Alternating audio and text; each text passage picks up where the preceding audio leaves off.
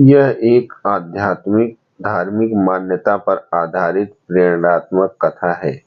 इसका उद्देश्य डराना नहीं बल्कि महादेव के नैतिकता और अच्छे कर्मों का महत्व समझाना है। इसे यमलोक की सच्ची कथा इस अर्थ में कहा जाता है कि यह धार्मिक ग्रंथों व लोक कथाओं में वर्णित सत्य का संदेश देती है। झूठे कर्मों का न्याय। यमलोक की कथा बहुत समय पहले एक नगर था, सत्यपुर। वहां का एक व्यक्ति था विश्राम। देखने में आदर्श नागरिक पर अंदर से चालाक। वह छोटी छोटी बातों में झूठ बोल देता, अपने लाभ के लिए दूसरों को धोखा दे देता और हर गलत काम को यह कहकर दबा देता, कौन देख रहा है, सब तो चल रहा है।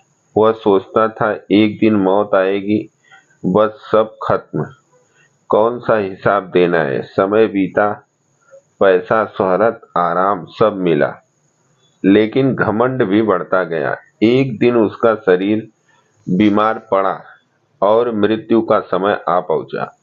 जब उसकी अंतिम सांस निकली, उसे लगा सब खत्म, पर असली कहानी तो अब शुरू हुई।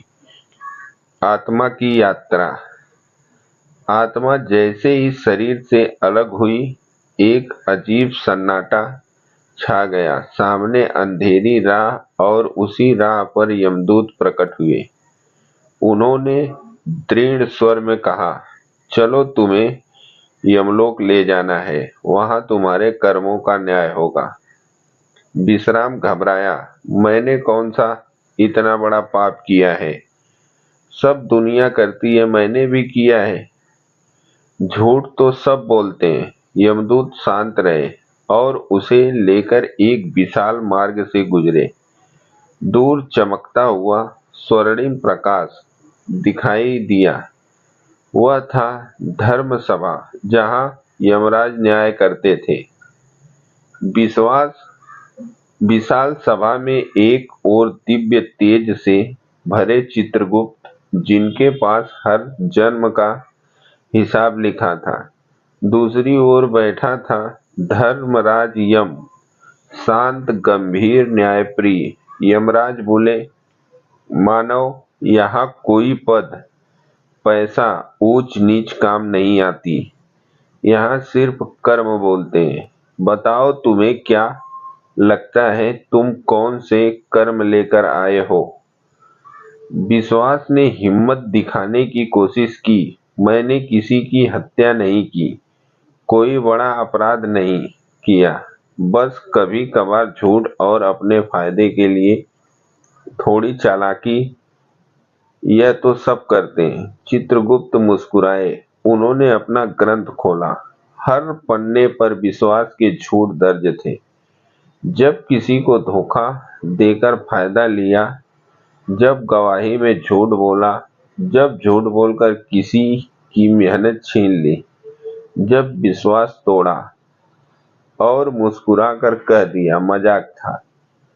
हर झूठ के साथ किसी न किसी के आंसू जुड़े थे, किसी की पीड़ा, किसी का टूटना। विश्वास कांप गया। मुझे लगा था यह सब छोटा है। यमराज का स्वर गूंजा, छोटा झूठ जब आदत बन जाए तो इंसान का चरित्र नष्ट कर देता है। दुनिया के कानून से बच सकते हो, पर कर्म फल से नहीं। दंड का अनुभव।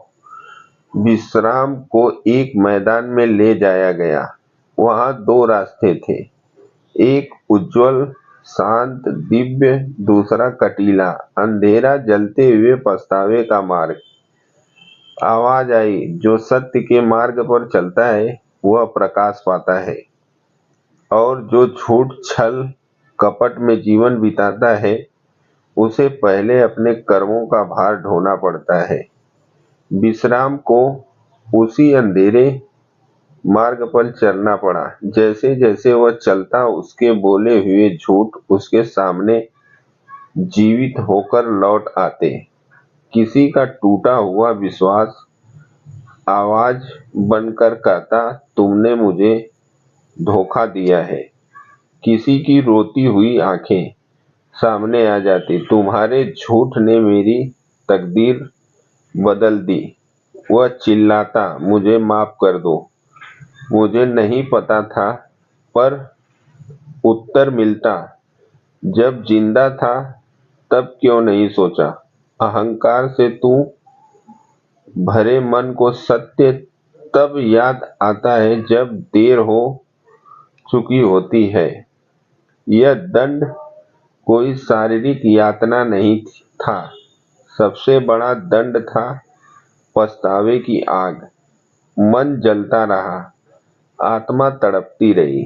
धीरे धीरे उसने महादेव से झूठ मजाक नहीं अपराध है, किसी का विश्वास तोड़ना सबसे बड़ा पाप है।